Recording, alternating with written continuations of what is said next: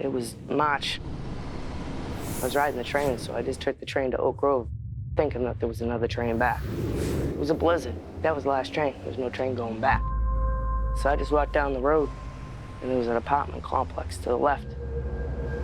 I tried the door, and it was open, thank God. I probably would have froze to death. And it's scary, but that's what happened, so I just stayed in there. Then in the morning, got out and went back. Yeah, rode the train, walked the streets, college educated, used to be a campus police officer. This, I had no idea. I was used to helping the homeless because I worked right down Boston Common area, Beacon Hill area. I always had compassion. It's interesting now to be on the other side where it's like there is no compassion at times. It was around 2007. My wife and I separated, wasn't living with her and my son. And then beginning of 2009, I got laid off. And this was right during the recession, right? And I couldn't find anything, no jobs. I was homeless. And to admit to yourself that you're homeless is devastating.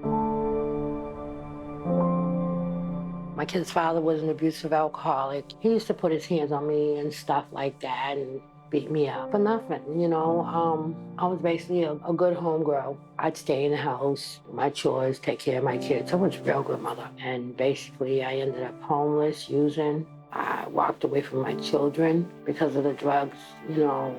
Then that I know now, I wouldn't have made a lot of bad choices in my life, and I have a lot of regrets from them. It's been a journey, tough one, very tough. But as a result of doing all the work, one day I will have a place of my own that no one can take. It's my safe place. I can allow in who I want and who I don't want. The winters were brutal. There was one year we had a state of emergency with so much snow, and the snow was so thick because I squatted in abandoned buildings. I was pregnant in abandoned buildings, but I went through a lot, you know, being homeless. So I'm just glad that I have some place to live, that, you know, I was cooperative, you know, to see, because I know I deserve better. If Pine Street wasn't here, you have 120 women. Where would they go to? During the winter? Like, I don't know what they would do. Where would they get a breakfast? Where would they get a dinner? And where would they just get a bed to rest their head at safely? I've had hard days here where I was sitting at the table crying and staff would notice. And, hey, come talk to me, and they'll sit in the office with me. They don't have to do that. This place, they care about you.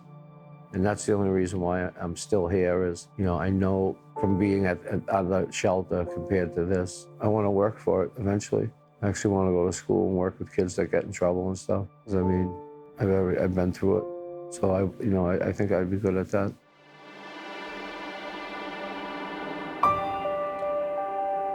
I think we see people who are here because they've lost their job and didn't have, they were literally one paycheck away, like so many people.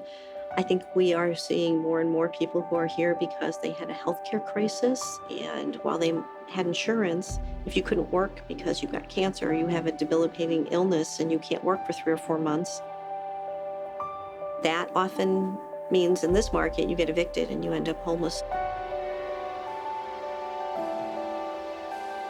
You know, without Pine Street Inn, I think there'd be a lot more people on the streets.